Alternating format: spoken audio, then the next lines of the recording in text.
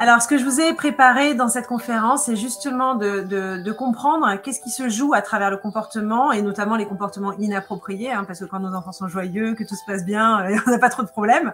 Mais quand ils ont des comportements inappropriés, en réalité, qu'est-ce qui se joue? Qu'est-ce qu'ils sont en train de nous dire? En discipline positive, on a identifié des cas qui vont nous permettre de comprendre finalement quels sont les messages codés que l'enfant nous donne à travers ces comportements-là. Et donc, c'est ce qu'on va aborder dans cette conférence, c'est apprendre à faire un pas de côté et essayer de comprendre quel est le message codé de l'enfant à travers ces comportements inappropriés.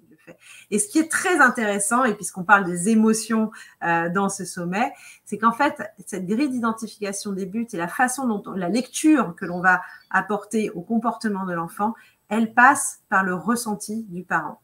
C'est comment je me sens, moi, parent, quand je suis face au comportement de mon enfant, qui va me donner une indication sur le but recherché de l'enfant, qui va me donner une indication sur le besoin qu'il est en train d'essayer de satisfaire et sur l'objectif mirage qu'il a. Et en fait, on a ce qu'on appelle quatre objectif mirage. Il y a l'objectif mirage d'attirer l'attention du parent, il y a l'objectif mirage de prendre le pouvoir, il y a l'objectif mirage de prendre ce qu'on appelle une revanche, et puis l'objectif mirage de confirmer son incapacité. Donc ça, c'est les quatre objectifs mirages qui vont engendrer chez l'enfant des comportements inappropriés.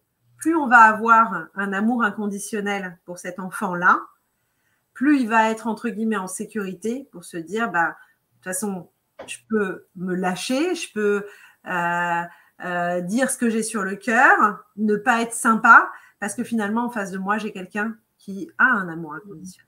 Et que finalement, c'est comme ça un peu qu'on se retrouve avec on se trouve un peu en punching ball ou en surface de projection de toute la douleur et toute la souffrance de l'enfant. Il faut savoir qu'un enfant, voilà, je souffre intérieurement, valider mes émotions. Un enfant qui est blessant, qui est cassant, qui est méchant, en réalité, c'est un enfant qui souffre. On va gravir la montagne un pas après l'autre.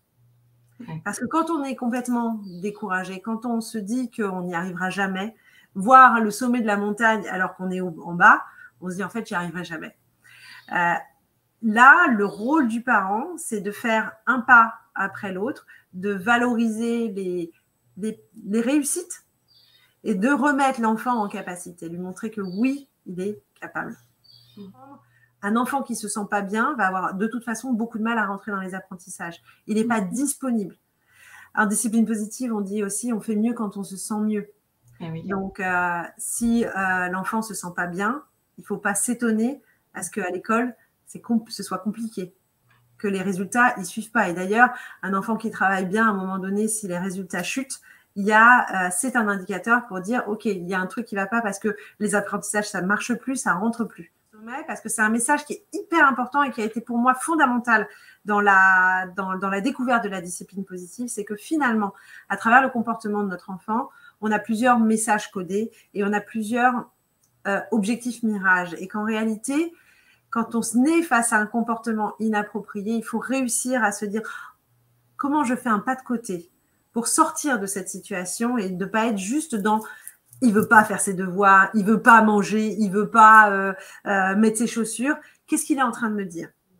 Et que finalement, ce comportement inapproprié, cette crise, cette attitude qui va être violente, agaçante, irritante, dans la lutte, en réalité, il est en train de nous dire quelque chose.